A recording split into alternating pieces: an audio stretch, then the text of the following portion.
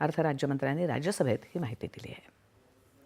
Cyber फसवणुकीला आळा घालण्यासाठी नवी दिल्लीत आयोजित 2 दिवसीय राष्ट्रीय परिषदेचं उद्घाटन आज केंद्रीय गृहमंत्री अमित शहा यांच्या हस्ते झालं.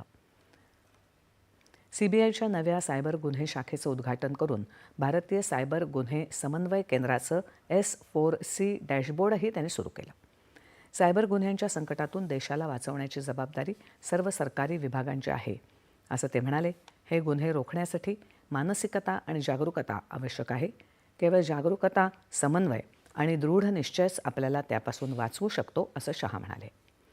गृह विभागाच्या अनेक मोहिमांमध्ये सायबर योद्ध्यांची नियुक्ती करण्यात आली असून सायट्रेन नावाचा एक मोठा ऑनलाईन अभ्यासक्रम देखील चालवला आहे. अनेक राज्यांमध्ये सायबर गुन्हे न्याय वैद्यक प्रशिक्षण देखील स्थापन केले आहेत, अशी माहिती शहा यांनी दिली. या परिषदेला केंद्र आणि राज्य सरकारांचे प्रतिनिधी, बँका, RBI, फिनटेक कंपन्या, दूरसंचार, सोशल मीडिया आणि सायबर सुरक्षा क्षेत्रातील तज्ज्ञ उपस्थित आहेत. आणि यानंतरच्या बातम्या काही क्षणातच.